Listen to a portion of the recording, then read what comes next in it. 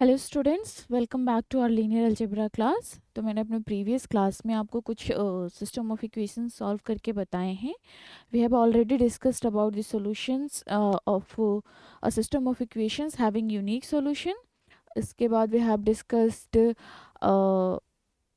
The case when we can get the infinitely many solutions, और कब आपका no solution का केस बनता है। क्लियर? तो अभी आपको जो मैंने ये क्वेश्चंस लिख रखा है बोर्ड पे, the question is stating that we have to show the given system of equation has infinitely many solutions and then we have to find out the solutions. Previous class में मैंने आपको जो solutions बताए थे उसमें infinitely many का case नहीं discuss हुआ था, इसलिए मैंने आपको यहाँ स्पेशली वो क्वेश्चन लिखा है जो इन्फिनाइटली मेनी सॉल्यूशंस पोजेस करता है। ठीक है, तो स्टार्ट करते हैं सॉल्यूशन फाइंड आउट करना। अपना मेथड यूज करते हैं। First what we do, we have to write the augmented matrix for this matrix equation, so for this system of equation. ठीक है, the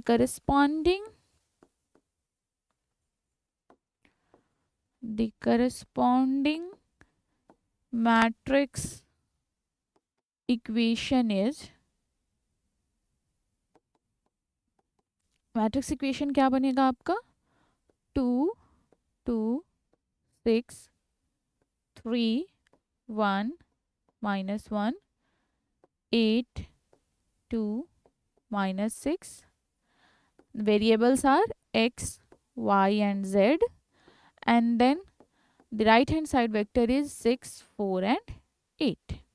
ये हो गया हमारा मैट्रिक्स इक्वेशन। मैं यहाँ प्रॉपरली लिख रही हूँ ताकि आपको एग्जाम में कैसे परफॉर्म करना है वो आपको समझ में आ जाए।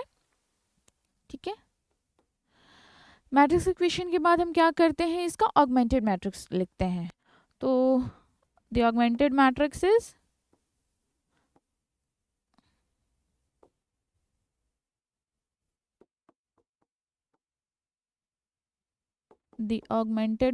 इज कैसे लिखते हैं, using the coefficient matrix and the right hand side vector. So आपका ऑगमेंटेड मैट्रिक्स हो जाएगा 2 2 6, then here we are having 3 1 -1, उसके बाद 8 2 -6, and the right hand side vector is 6 4 and 8। Clear? अब हमारा टास्क क्या होता है, एक्लिन फॉर्म में कन्वर्ट करना। तो ऑपरेशन कौन सा यूज करेंगे, सेकेंड रो में we can do R2 minus R1, and third row भी साइमल्टेनियसली परफॉर्म कर लेते हैं। R3 में क्या चेंज ला सकते हैं, R3 minus 3 times R1। Clear? तो न्यू मैट्रिक्स क्या बनेगी हमारी, first row as it is 2 3 8, यहाँ पर 6। ठीक है, देन सेकेंड रो कैसे आएगा, 2 माइनस 2 0, 1 माइनस 3 -2, 2 माइनस 8 -6, 4 माइनस 6 -2। यहाँ पर we are having 6 minus 2 into 3 which is 6, तो 6 माइनस 6 0। इसके लिए क्या होगा, -1 माइनस 3 इंटू 3, ये क्या होता है -1 -9, तो यहाँ हो गया आपका -10। देन यहाँ पर क्या होगा, -6 minus 3 into 8 means what, -6 minus 24, तो ये हो गया आपका -30। ठीक है, -30। उसके बाद यहाँ पर देखिए 8 माइनस 3 इंटू 6 मीन्स 8 माइनस 18, सो ये क्या हो गया -10। मैंने यहाँ एक कैलकुलेशन एरर कर दिया है, 8 3 जा, नो इट्स राइट। ठीक है, let's erase all this.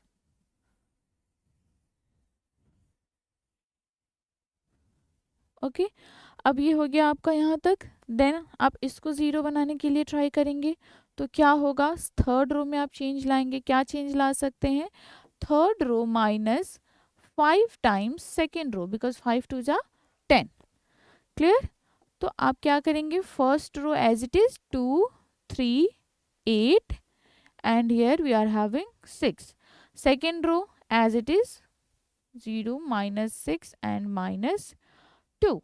Third row में आइए, यहाँ पर 0 -10 + 10 0, -30 एंड -6 -5 इज +30, तो यहाँ पर 0, यहाँ पर अगेन 0।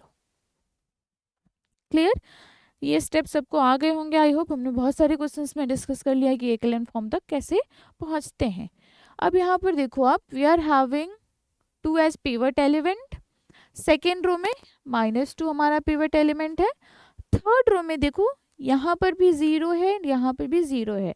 पिवट एलिमेंट हमेशा नॉन जीरो एलिमेंट होता है, तो थर्ड रो में हमारे पास कोई भी क्या नहीं है, पिवट एलिमेंट नहीं है।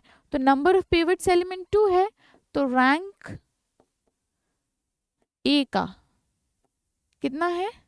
पहले आप ये बताइए, ए की रैंक मतलब ये वाला आपको नहीं देखना है, यहाँ तक ही इस मैट्रिक्स की रैंक 2 होगी बिकॉज 2 पिवट एलिमेंट्स।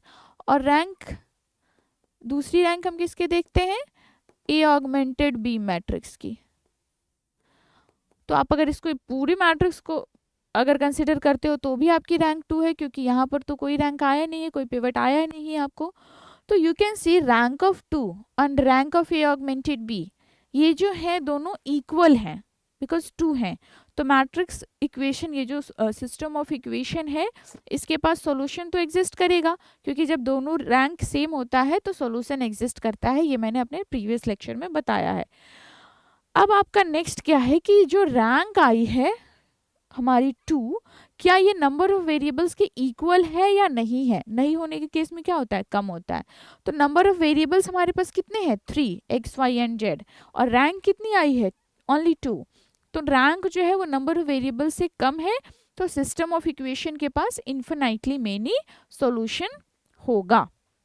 तो हमारा जो फर्स्ट पार्ट है क्वेश्चन का कि that we have to show the system has infinitely many solutions, वो ये उसका एक्सप्लेनेशन हुआ। तो आप अपने नेक्स्ट लाइन में क्या लिखने वाले हो कि आपका जो सिस्टम ऑफ इक्वेशन है, see since rank of A which is same as rank of A augmented B is equal to 2, which is less than what? Number of variables. Therefore, system has infinitely many solutions. Infinitely many solutions.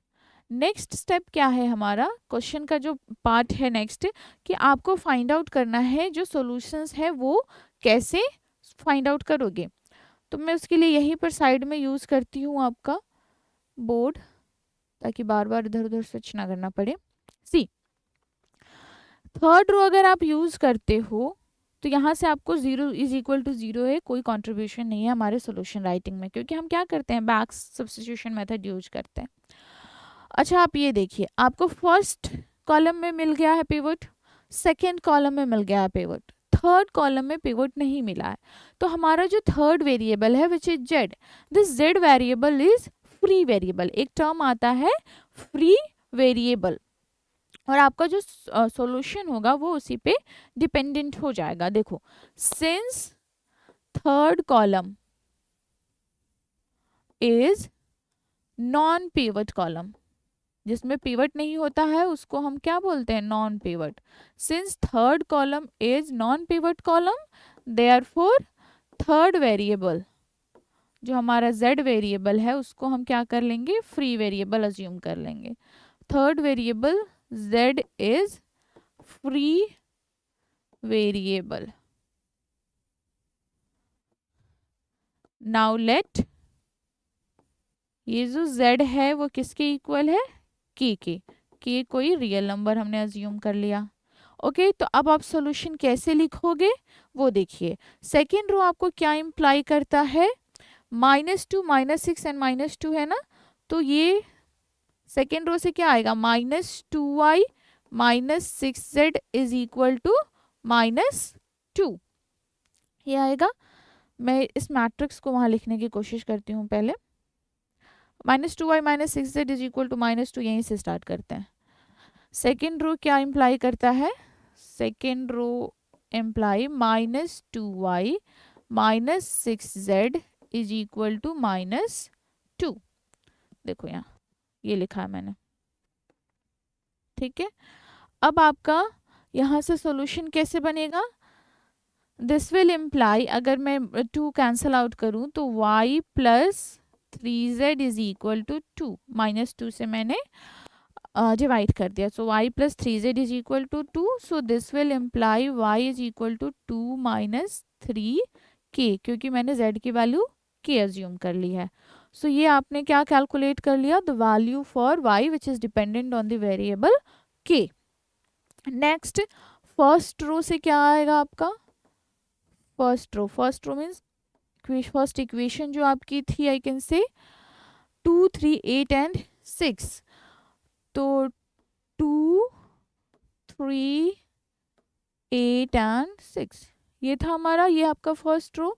सो यहाँ से you will get 2x plus 3 time 2 minus 3k plus 8k is equal to 6, so this will gives you 2x plus 6 minus 3 3 जा 9k plus 8k is equal to 6, this will gives you 2x, this 6 and ये इधर जाएगा तो negative होके 0 हो गया, and minus 9 plus 8 is minus k which is equal to 0, so this will imply 2x is equal to k, the value for x is k by 2।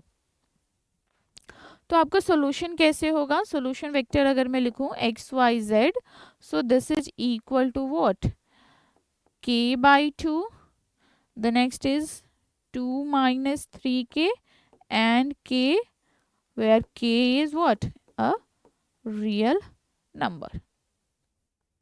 Clear, so ये हो गया आपका इन्फिनाइटली मिनी सॉल्यूशन जो है वो आप कैसे लिखते हो उसका मेथड हो गया।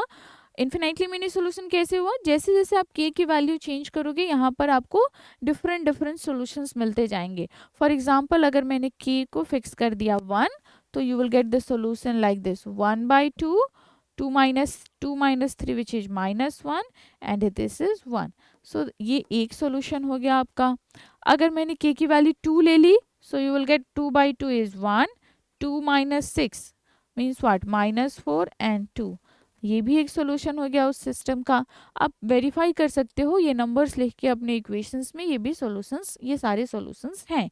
और इस तरह सिंस के हमारा कोई भी रियल नंबर हो सकता है, तो हम जितनी भी पॉसिबिलिटी है रियल नंबर के उतने नंबर्स निकाल सकते हैं, और हमारे पास इन्फिनिटली मिनी नंबर्स होते हैं। दैट इज़ वाई ये जो सिस्टम ऑफ लीनियर इक्वेशन है वो इन्फिनिटली मिनी सॉल्यूशन, उसके पास इन्फिनिटली मिनी सॉल्यूशंस है।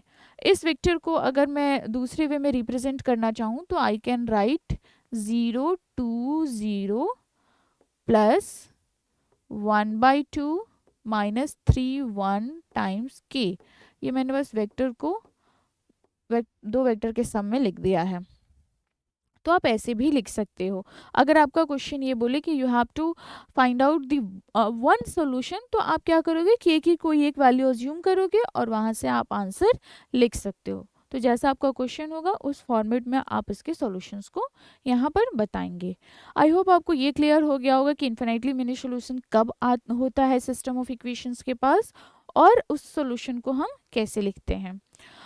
नेक्स्ट क्लास में आपको मैं ऐसे क्वेश्चंस डिस्कस करूंगी जिसमें हम कुछ वेरिएबल्स लेकर के चलेंगे अपने इक्वेशन में, और उनकी वैल्यू, कुछ अननोन्स लेकर चलेंगे और उनकी वैल्यूज इवैल्यूएट करेंगे, ताकि हम ये बता पाएँ कि कब हमारा सॉल्यूशन कैसा होगा। इस टॉपिक से, इस क्वेश्चन से कोई डाउट हो, you can always ask in comment box. Thank you for the class students.